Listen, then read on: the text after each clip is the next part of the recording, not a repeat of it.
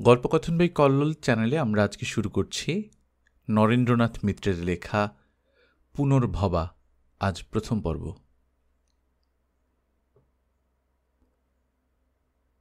বিমল সংস্কৃতি কেন্দ্রে কর্মপরিষদের মিটিং শেষ হল ৯টায়। কেন্দ্রের পাঠভবন আছে, ত্রৈমাসিক মুখপত্র আছে। এবার একটি নৈশ বিদ্যালয় প্রতিষ্ঠার আলোচনা চলছিল। স্থির হল আগামী সপ্তাহে এ সম্বন্ধে সদস্যদের একটি সাধারণ সভা ডাকা হবে। অবশ্য কর্মপরিষদের সিদ্ধান্তই যে সবাই গ্রহণ করবেন তাতে কোনো সন্দেহ নেই। এই পর্যন্ত তাই হয়ে এসেছে। কর্মপরিষদের প্রায় সমস্ত প্রস্তাবই তারা সমর্থন করেছেন, আর পরিষদ পালন করেছে সুকৃতির ইচ্ছাকে। তার নিষ্ঠা আর কর্মনৈপুণ্য সভ্যদের উৎসাহ জুগিয়েছে। নিজেদের শৈথিল্যের জন্য লজ্জিত হয়েছেন তারা। সুকৃতি এই চক্রের প্রাণকেন্দ্র। নৈশ বিদ্যালয়ের প্রস্তাবটি ওরই। স্বরাজ প্রেসের স্বত্বাধিকারী প্রৌঢ় জ্যোতিষ রায় বললেন, কিন্তু মা, একসঙ্গে অনেকগুলি কাজের ভার নেওয়া কি ঠিক? তার চেয়ে একটি কাজ যদি আমরা ভালো করে করতে পারি তাতে কেন্দ্রের ভিত্তি শক্ত হবে। কিন্তু সুকৃতি কিছু বলবার আগে কেন্দ্রের সম্পাদক শেখর সোম আপত্তি জানাল, একটি কাজের সঙ্গে আরেকটি কাজ যে জড়ানো জ্যোতিষবাবু। ভিত যদি বলতে হয় বিদ্যালয়কেই বলা উচিত। সাধারণের মধ্যে যদি আক্ষরিকতা না বাড়ে, শিক্ষা না ছড়ায়, তাহলে আমাদের পাঠভবন টিকবে কি করে? বই পড়বে কে? সুকৃতি সোৎসাহে বলল, আমিও ঠিক একই কথাই বলতে চাইছিলাম। বলেই লজ্জিতভাবে চোখ নামাল সুকৃতি।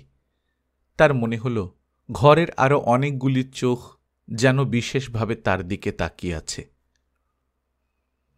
পাড়ার গঙ্গামণি গার্লস হাই স্কুলের হেডমিস্ট্রেস মিসেস নন্দী মৃদু হাসলেন। সত্যি শেখরবাবু, অন্য একজনের মুখের কথা কেড়ে নেওয়ার অভ্যেস ক্রমেই যেন বাড়ছে আপনার।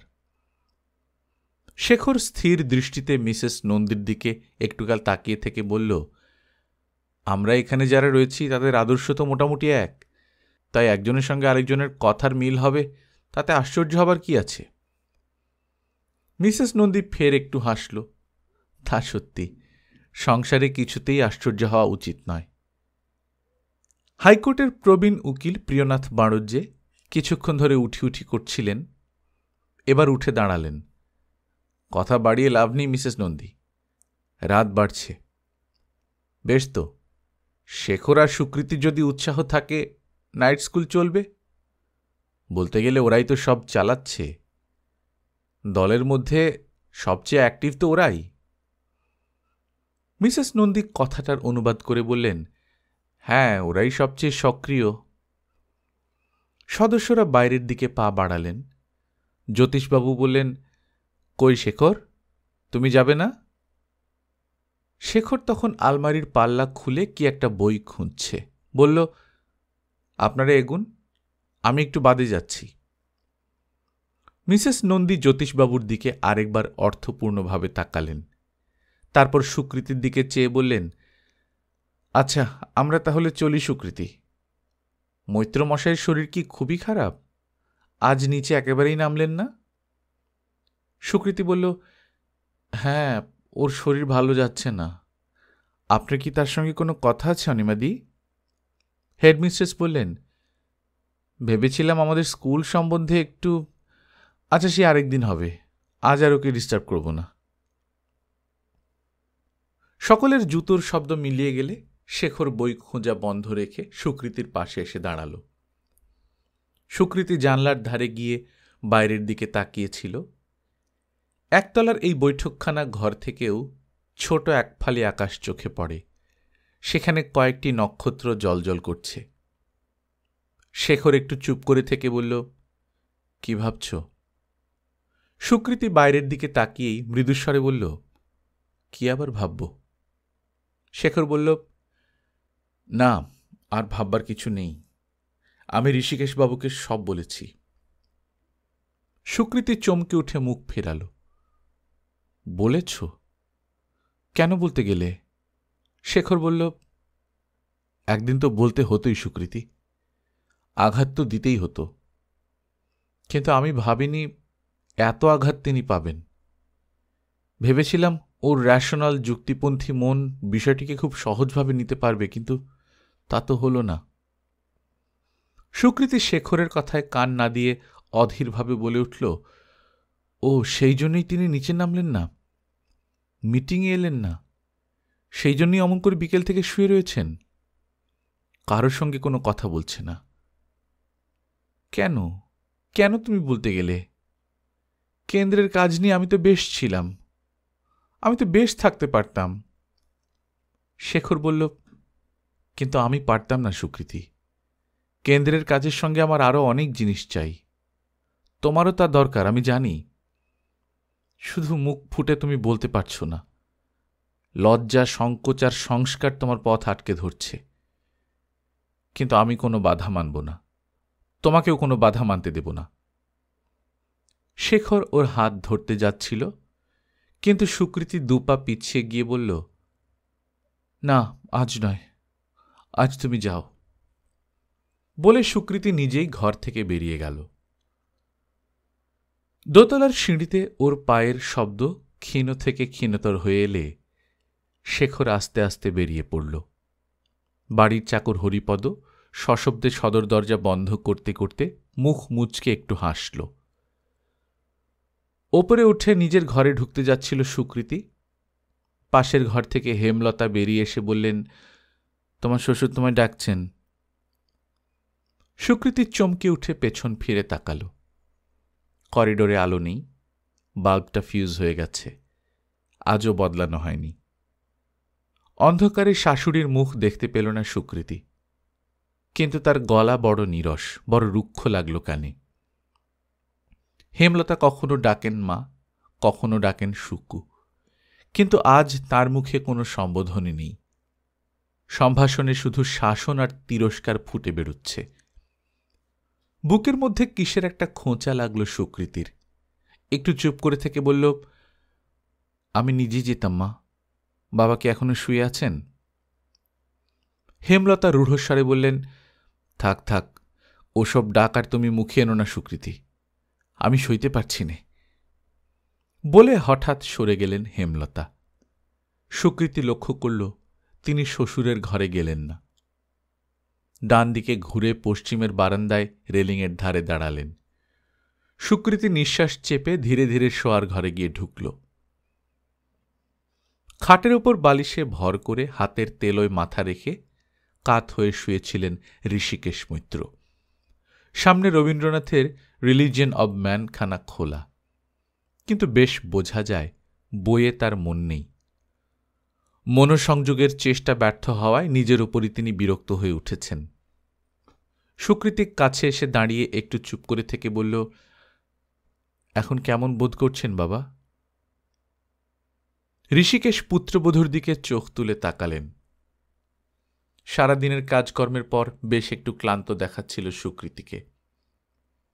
তন্নি গৌরাঙ্গী এই সুন্দরী মেয়েটিকে তিনি নিজে দেখে ছেলের জন্য পছন্দ করে এনেছিলেন। হেমলতা বলেছিলেন, বাজার থেকে তুমি যা আনো তাই খারাপ বেরোয়, তরিতরকারি, কাপড় চোপড়, আসবাবপত্র যা কেনো তাতেই ঠকো, কিন্তু সুকৃতির বেলা এমন জিতলে কি করে? আমি তো ভেবেছিলাম তুমি যখন মেয়ে দেখে পছন্দ করে এনেছ সে নিশ্চয়ই কালো কুচ্ছিত, কানা না হয় খোঁড়া। কিন্তু দিদিকে নিয়ে তোমার পছন্দ করা মেয়ে যখন যাচাই করতে গেলুম, অবাক হয়ে দেখলুম তো সব আছে, দুটি চোখ, একটি নাক, দুখানা হাত, দুটি পা। ঋষিকেশ হেসে বলেছিলেন, তুমি আর তোমার দিদি বুঝি শুধু ওই দেখে এসেছ? হেমলতা বলেছিলেন, না গো না, সব দেখে এসেছি, চুল খুলে হাঁটিয়ে হাসিয়ে সব রকম করে দেখেছি। তোমার ভরসায় বসেছিলুম ভাবছ নাকি? কিন্তু যাই বলো, এতদিনে তোমার বিদ্যা বুদ্ধির ওপর আমার বিশ্বাস এলো। দিদি তো হিংসায় বাঁচে না, নন্টু ঘন্টুর বউ এ মেয়ের পাশে দাঁড়াবার যোগ্য নয়। অন্যের কথা বলি কি হবে, তোমাদের নিজেদের বংশেও এমন সুন্দরী বউ আর আসেনি। নিজেই না হয় কুৎসিত, কিন্তু শাশুড়ি খুড়শাশুড়ির ফটো তো দেখেছি। ঋষিকেশ হেসে বলেছিলেন, থাক থাক, তোমার আর বিনয় করতে হবে না। কিন্তু একটা কথা, জিতেন মজুমদার আমার চেয়েও গরিব।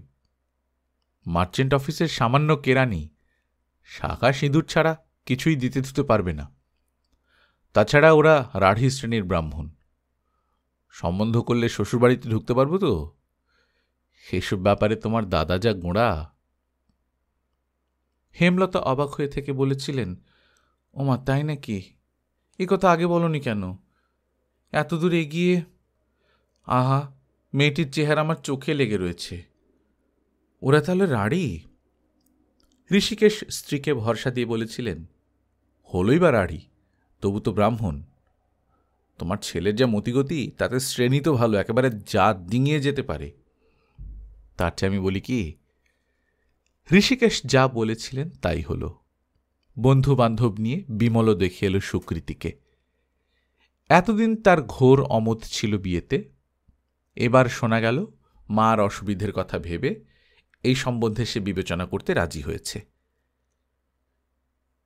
সুকৃতি আবার ডাকল, কি ভাবছেন বাবা? শরীর কি খুব খারাপ লাগছে?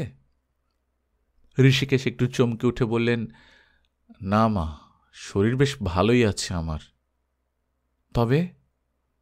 কিন্তু এই ছোট্ট প্রশ্নটিও সুকৃতি উচ্চারণ করতে পারল না। চুপ করে দাঁড়িয়ে রইল। ঋষিকেশ ফের একবার তাকালেন ওর দিকে। অন্য দিনের মতো আজও পরনে ফিতে পেড়ে সাদা খোলের সাধারণ মিলের শাড়ি, গায়ে সাদা ব্লাউজ, গায়ে সরু এক ছড়া হার, হাতে দুগাছি কাঁকুন। বিমলের মৃত্যুর পর এই সামান্য ভূষণ সুকৃতি প্রথমে রাখতে রাজি হয়নি। সাদা থান পরেছিল, অলঙ্কারের বিন্দুমাত্র চিহ্ন ছিল না গায়ে। সব যখন শূন্য হয়ে গেল, জীবনের সব স্বাদ আহ্লাদ যখন ঘুচল, তখন আর বাইরের সজ্জায় বাইরের রঙে কি হবে? অন্তরের নিঃস্বতা অকিঞ্চিত বহির্বেশে ধরা পড়ুক, ছদ্মবেশে কাজ কি? কিন্তু ঋষিকেশ আর হেমলতাই ওর সেই যোগিনী মূর্তি সহ্য করতে পারলেন না।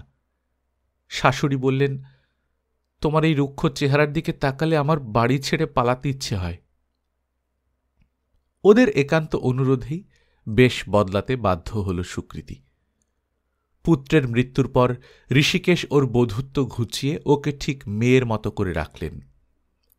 শ্বশুরবাড়িতেও মাথার আঁচল খসে পড়ল সুকৃতির। সুচিক্কণ ঘন কালো চুলের রাশের ভেতর দিয়ে সাদা সিঁথি ফের দেখা গেল। ঋষিকেশ বললেন, আজ থেকে আমার কাছে তুমি যা, গায়ত্রীও তাই। গায়ত্রী ঋষিকেশের একমাত্র মেয়ে। ভালো ঘরে বিয়ে দিয়েছেন, মাঝে মাঝে বেড়াতে আসে বাপের বাড়ি। লঘু চঞ্চল প্রকৃতির মেয়ে।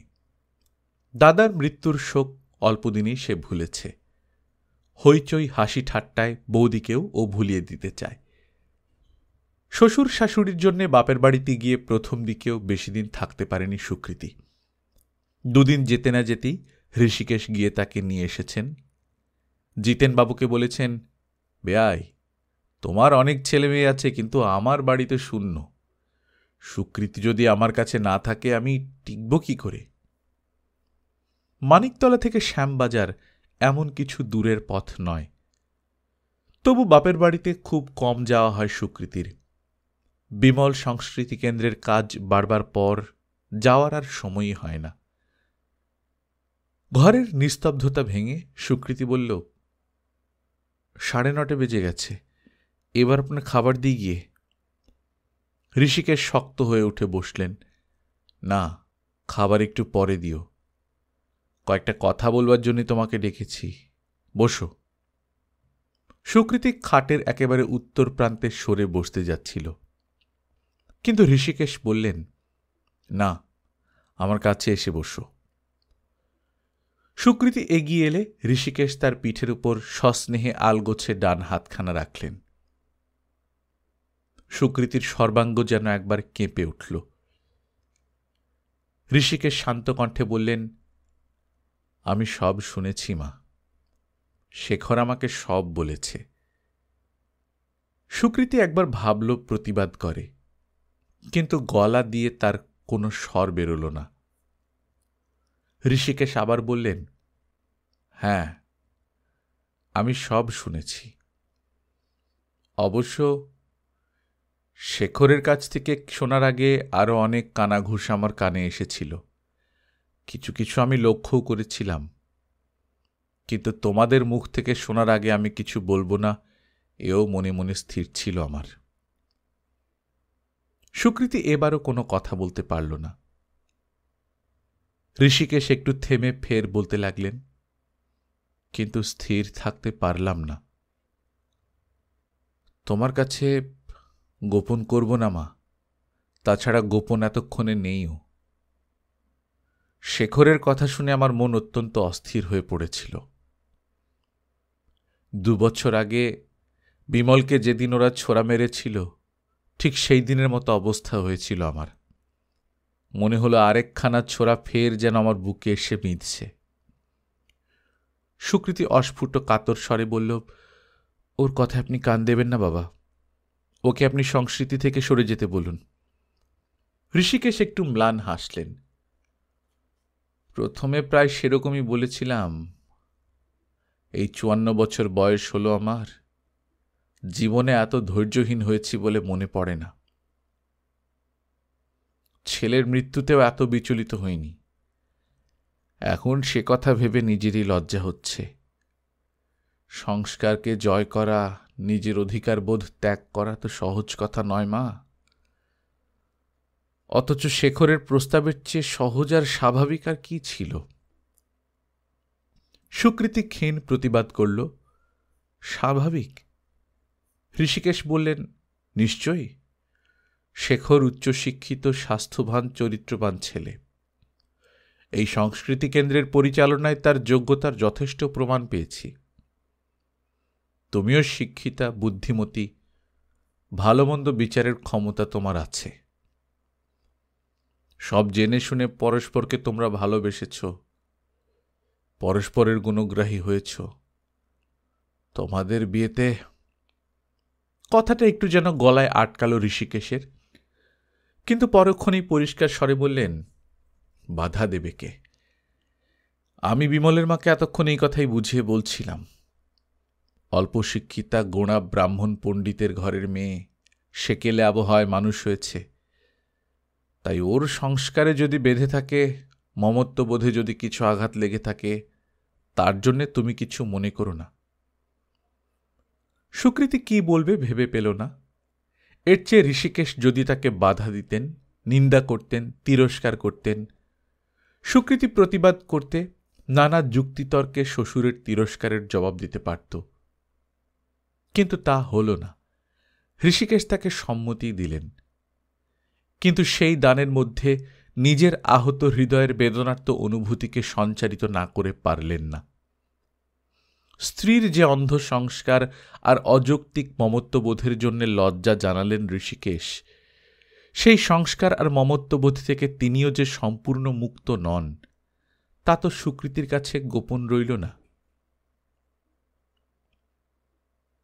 রাতে খাওয়া দাওয়ার পাট শেষ হলে সুকৃতি নিজের ঘরে গিয়ে ঢুকল। তাদের দুজনকে যে বড় ঘরখানা দেয়া হয়েছিল, বিমলের মৃত্যুর পর সে ঘর সুকৃতি ছেড়ে দিয়েছে। যে ঘরে দুজন ছিল, সে ঘরে একজনের থাকা দুঃসহ। তার বদলে পূব দক্ষিণ কোণের সবচেয়ে ছোট ঘরখানা নিজের জন্য বেছে নিয়েছে সুকৃতি। খাট, টেবিল, চেয়ার, আলনা সব সেই বড় ঘরেই রয়ে গেছে। নিজের জন্য সাধারণ সস্তা একখানা তক্তপোষ। মাদুরের ওপর সুকৃতি সাদা চাদর বিছিয়ে নিয়েছে। ও ঘর থেকে আর কিছুই সে নিয়ে আসেনি। এনেছে বিমলের ছোট একখানা ফটো। বৃহদায়তনের ফটো বিমলের পছন্দ ছিল না। সুকৃতিও এই ফটোকে এনলার্জ করায়নি। তাদের দুজনের সেই ঘর এখন তালাবন্ধ পড়ে থাকে। ছেলেপুলে নিয়ে গায়ত্রী আর প্রভাস যখন আসে এই বাড়িতে, তখন তাদের জন্যে ঘরখানা খুলে দেয়া হয়। দেয়ালে টাঙানো ফটোখানার নিচে গিয়ে দাঁড়াল সুকৃতি। এই ফটো সুকৃতির নিজের হাতে তোলা। একবার ফটো তোলার ভারী খেয়াল চেপেছিল বিমলের। ক্যামেরা কিনে যখন তখন যার তার ফটো তুলত। আচমকা অপ্রস্তুত অবস্থার অনেক ফটো তার তুলেছিল বিমল। অদ্ভুত সব ছবি, কোনোটিতে সুকৃতি কুল খাচ্ছে, কোনোটিতে বা কাপড়ের হিসাব নিয়ে ধোপার সঙ্গে ক্রুদ্ধ ভঙ্গিতে তর্ক করছে। অলক্ষ্যে লুকিয়ে থেকে বিমল সেই সব ছবি তুলত তার। সুকৃতি বলতো, তুমি কি আমার একটাও ভালো অবস্থার ছবি তুলতে পারো না? বিমল হেসে জবাব দিত, কেন, এই অবস্থাগুলো খারাপ কিসের? একেই তো রূপের দেমাকের অন্ত নেই, তারপর যদি এমন সাজানো গোছানো ছবি তুলি, তুমি একেবারে পটের পটিয়সী হয়ে থাকবে, মাটিতে পা নামাবে না।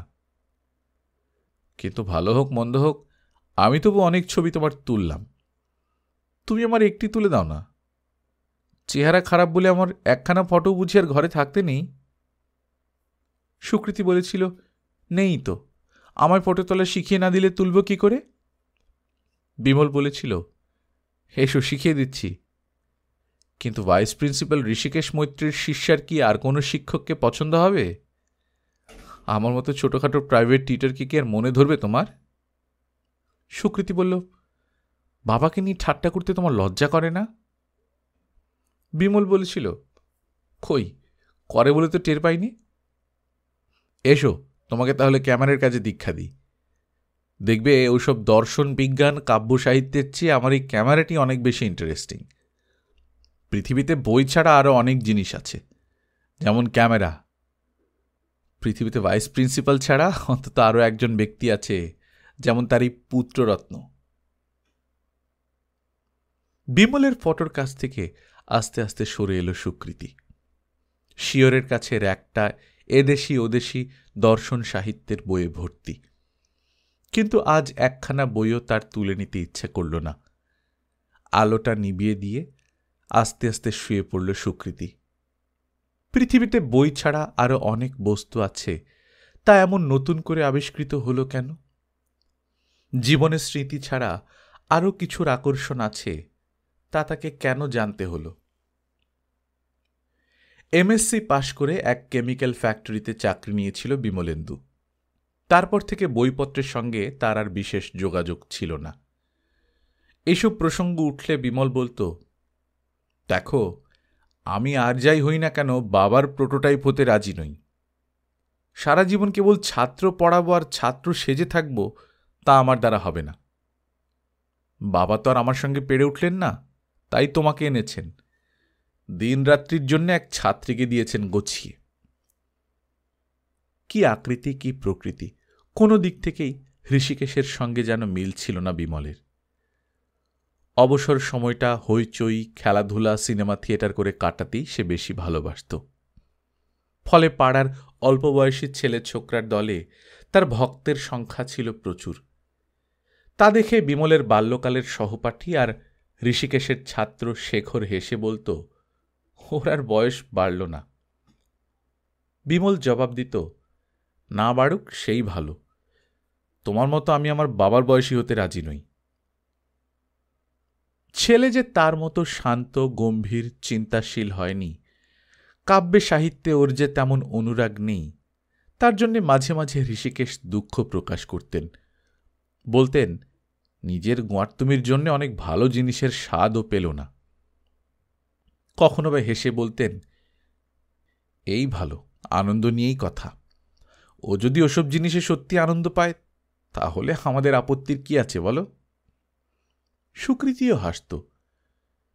গোড়া থেকে একাধটু আপত্তি জানালে ভালো করতেন। আমার তো মনে হয় আপনার ছেলে আপনার কাছ থেকে প্রশ্রয় পেয়ে পেয়ে এমন হয়েছে। ঋষিকেশও হেসেছিলেন, তাই নাকি? আচ্ছা বেশ, এবার তো তুমি এসেছ, কড়া শাসন করে তুমি ওকে শুধরে তোলো দেখি, বুঝব কিরকম বাপের বেটি। সুকৃতি জিজ্ঞাসা করেছিল, আচ্ছা, আমি যদি ওর পরিবর্তন ঘটিয়ে ওকে একেবারে আপনার মতো করে তুলতে পারি, আপনি কি সত্যি খুশি হবেন?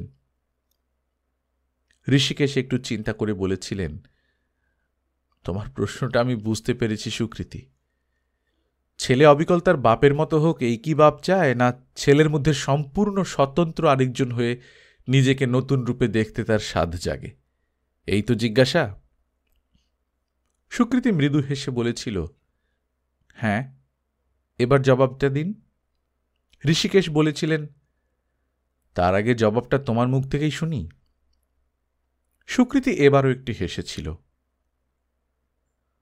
তার মানে আপনি আমার মুখে নিজের কথাই শুনতে পাবেন বলে আশা করছেন?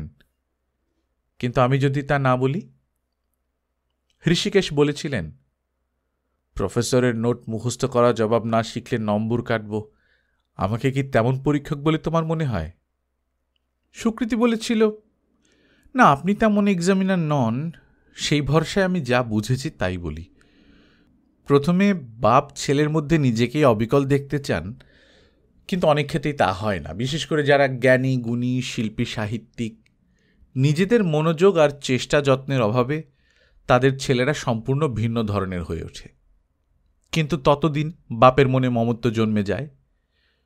কুর্বন্নপি ব্যালিকানি জপ্রিয়, প্রিয় অবশ্য। তখন ঠিক যা চেয়েছিলেন তা না পেলেও স্নেহবশে, অভ্যাসবশে ছেলের মধ্যে বাপ নিজেকেই দেখতে পান। পাওয়া আর পেতে চাওয়ার মধ্যে একটা আপোষ নিষ্পত্তি করে নিতে হয়। শুনতে শুনতে ঋষিকেশ একটু গম্ভীর হয়ে গিয়েছিলেন। তার মনের ভাবটা আন্দাজ করতে পেরেছিল সুকৃতি। তার ছেলের সঙ্গে সত্যি সুকৃতির মনের মিল হয়েছে কিনা সেই আশঙ্কা হয়তো হয়েছে ঋষিকেশের। বিমলের সঙ্গে রুচিগত, প্রকৃতিগত অমিল খুবই ছিল সুকৃতির, কিন্তু এখন মনে হয় তা নিয়ে দুজনের কারও মনেই দুঃখ ছিল না। দুঃখবোধের আবশ্যক ছিল না। দিনের বেশিরভাগ সময় তার ঋষিকেশের সাহচর্যে কাটত। বিমলকে রাত্রে যেটুকু সময়ের জন্য পেত, স্বাদ বৈচিত্র্যে তা যেন আরও উপভোগ্য হতো। বিমলেরও তাই। সারাদিনের হইচই হুল্লোড় করে লঘু প্রকৃতির ছেলের দলের সঙ্গে মিশে রাত্রে সুকৃতিকে একটু স্বতন্ত্র রকম লাগলেও সেই স্বাতন্ত্র্যকে বিমল বেশিক্ষণ স্থায়ী হতে দিত না। আদরের উত্তাপে সুকৃতির ভারিক্কিপনাকে সে অল্পক্ষণের মধ্যেই গলিয়ে তরল করে দিত। এমনি করেই পুরো 2 বছর কেটেছিল। সারা জীবনই কাটাতে পারত, কিন্তু আকস্মিক মৃত্যু ছিনিয়ে নিল বিমলকে। সাম্প্রদায়িক দাঙ্গার নিবৃত্তির জন্যে 2 দলের মধ্যে সৌহৃদ্য স্থাপনের আকাঙ্ক্ষায় সঙ্গীদের নিয়ে সে বেরিয়েছিল, কিন্তু তাদের সঙ্গে সে ফিরে এলো না। সুকৃতি ফের যখন স্বামীকে দেখতে পেল, তখন ফুলে চন্দনে তার সর্বাঙ্গ ঢাকা, জয়ধ্বনিতে আকাশ মথিত। শেষ যাত্রার জন্যে সে প্রস্তুত হয়েছে। শাশুড়ি চিৎকার করে লুটিয়ে লুটিয়ে কাঁদলেন, কিন্তু সুকৃতি কাঁদতে পেল না, শুধু ভেতরটা জ্বলে গেল। সপ্তাহখানেক বাদে ঋষিকেশ একদিন বললেন, ওর যেরকম স্বভাব ছিল তাতে হানাহানি করে মরাই ছিল ওর পক্ষে স্বাভাবিক, কিন্তু একজনকেও ও মারেনি। মৃত্যুকে রোধ করতে গিয়েই ও মরল। এমন করে মরবার সাহস আমার কিছুতেই আসত না মা। ওদের জাত আলাদা, ওরা কেবল পড়ুয়া পণ্ডিত নয়, ওরা কর্মী। মরে ও আমাকে হারিয়ে দিয়ে গেল। সুকৃতি এ কথার কোনো জবাব দিল না। সূক্ষ্ম প্রতিযোগিতার সম্পর্কে পিতা পুত্রের মধ্যে থাকতে পারে, ছেলের মহৎ মৃত্যুর কাছে হার মেনে ঋষিকেশ আত্মতুষ্টি লাভ করতে পারেন, কিন্তু সুকৃতির যা গেল তা তো গেলই। তার সারা জীবন কাটবে কি নিয়ে? সেই শূন্যতা সুকৃতি কি দিয়ে ভরবে? অন্তত ঋষিকেশের সাহচর্যে নয়। বরং কিছুদিন শ্বশুরের সান্নিধ্য সুকৃতির কাছে দুঃসহ হয়ে উঠল। বিমল ছিল বলেই ঋষিকেশের অস্তিত্বের পটভূমির প্রয়োজন ছিল। এখন বিমল যখন নেই, ঋষিকেশের থাকাও সুকৃতির কাছে সম্পূর্ণ নিরর্থক হয়ে গেছে। ঋষিকেশ সুকৃতির মনের ভাব বুঝতে পারলেন। বুঝতে পেরে একটু যেন আহতই হলেন। তিনি ভেবেছিলেন ঠিক আগের মতোই সুকৃতির সঙ্গে আলাপ আলোচনায় বিমলের শোক ভুলে থাকবেন। পুত্রবধূর মধ্যে পুত্রের স্মৃতিকে প্রত্যক্ষ করবেন, কিন্তু তা হল না। সুকৃতি পিছিয়ে গেল, সরে গেল। দুজনের একই অভাব, একই শোক, তবু যেন ঠিক এক নয়। সম্পদের দিনে দুজনের যে শ্রদ্ধা আর প্রীতির সম্পর্ক, যে বন্ধুত্ব গড়ে উঠেছিল, দুর্দিনের আঘাত তা সইতে পারল না। এই সময় এসে হাজির হল শেখর। ঠিক একা নয়, পাড়ার আরও কয়েকজন ছেলেকে নিয়ে। পাড়ার আরও অনেক ছেলে বুড়োর প্রতিনিধি হয়ে। শেখর এসে বলল, সবাই আমাকে ধরেছেন বিমলের নামে আমরা কিছু কাজ করি। পাড়ায় ছেলেদের যে ক্লাব আছে তার নাম পাল্টে ওরা বিমলের নামে রেখেছে, কিন্তু ছেলেদের আরও কিছু করবার ইচ্ছে। এ পাড়ায় তো ভালো লাইব্রেরি নেই, আমরা যদি একটা লাইব্রেরি গড়ে তুলি কেমন হয়? মাস্টারমশাই আর সুকৃতির কাছ থেকে যদি উৎসাহ পাই। ঋষিকেশ ম্লান হেসে বললেন, উৎসাহটা আমরাই বরং তোমাদের কাছ থেকে পেতে চাই শেখর। বেশ তো, তোমরা যদি এসব করতে চাও আমরা যতটুকু সাধ্য করব। শেখর বলল, আপনার সাধ্য অনেকখানি। প্রথমত সম্পূর্ণ একতলাটা আপনি ছেড়ে দিতে পারেন, আর আপনার যা বই আছে তা যদি আমরা পাই তাহলে অন্তত 2-4 বছরের মধ্যে কলকাতার বইয়ের দোকানগুলিতে আমাদের না গেলেও চলে। চাঁদার টাকা আমরা অন্য কাজে ব্যয় করতে পারি। আপনি যদি বই জোগান, পাঠক জোগাবার ভার আমরা নিই। ঋষিকেশ একটু চুপ করে রইলেন। ছাত্র বয়স থেকে একখানা একখানা করে তিনি বইয়ের সংগ্রহ বাড়িয়েছেন। জলখাবারের টাকা বাঁচিয়ে, জামা কাপড়ের ব্যয় সংক্ষেপ করে তিনি বই কিনেছেন। তারপর চাকুরি জীবনেও অন্য আমোদ প্রমোদ আসবাবপত্রের দিকে না তাকিয়ে তিনি গ্রন্থ সঞ্চয়ে মন দিয়েছেন। এই নিয়ে স্ত্রীর সঙ্গে প্রথম বয়সে তার অনেক কলহ কথান্তর হয়ে গেছে। হেমলতা রাগ করে বলেছেন, দুনিয়ায় বই ছাড়া কি তুমি আর কিছুই চোখে দেখোনি? ঋষিকেশ হেসে জবাব দিয়েছেন, না, আরও একজনকে দেখেছি। হেমলতা বলেছেন, ছাই দেখেছ? দিনরাত তো বইয়ের পাতার আড়ালেই চোখ ঢেকে রাখো, আর কোনো দিকে লক্ষ্য থাকে নাকি তোমার? ঋষিকেশ বই সরিয়ে রেখে স্ত্রীর হাত নিজের মুঠির মধ্যে নিয়ে বলেছেন, থাকে হেম, থাকে। বইয়ের ফাঁকে ফাঁকে যখন আরেকজনের মুখ চোখে পড়ে তখন সে মুখ যে আরো কত সুন্দর দেখায় তা তুমি জানো না। হেমলতা নরম হয়েছেন, কিন্তু মুখে বলেছেন, থাক, আর বাক্যে কাজ নেই আমার, ঘরের অনেক কাজ পড়ে রয়েছে। স্ত্রীকে ছেড়ে দিয়ে স্ত্রীর হয়ে ঋষিকেশ মনে মনে আবৃত্তি করেছেন, থাকি যবে গৃহ কাজে, তোমারই সে গৃহনাথ, তোমারই সে কাজ। বইও তো তাই, বইও তো তোমার। বই যখন পড়ি তোমাকে ভালোবাসবার জন্যই পড়ি, তোমাকে ভালোবাসি বলেই পড়ি। সে বইয়ে তোমারই কথা, তোমারই কাহিনী। বড় হয়ে বিমলও বাপের বই কেনার বাতিককে প্রশ্রয় দিয়েছে। জন্মদিনে কি অন্য কোনো উৎসবের দিনে অনেক টাকার বই কিনে এনেছে। সেই সব বই তার পাতায় পাতায় মমত্ব ছড়ানো। তাকে নীরব থাকতে দেখে শেখর বলেছিল, অবশ্য আপনার যদি আপত্তি থাকে তবে আমরা অন্য ব্যবস্থা করি। ঋষিকেশ সমস্ত দ্বিধা ঝেড়ে ফেলে দিয়ে বলেছিলেন, না, আপত্তির কিছু নেই, কিন্তু শেখর, বইয়ের যত্ন তো সবাই জানে না। অনধিকারীর হাতে বই পড়ে বইয়ের বড় অনাদর হয়। শেখর বলেছিল, সুযোগ না পেলে অনধিকারীরা অধিকারী হবে কি করে মাস্টারমশাই? ঋষিকেশ সম্মতি জানিয়ে বলেছিলেন, আচ্ছা।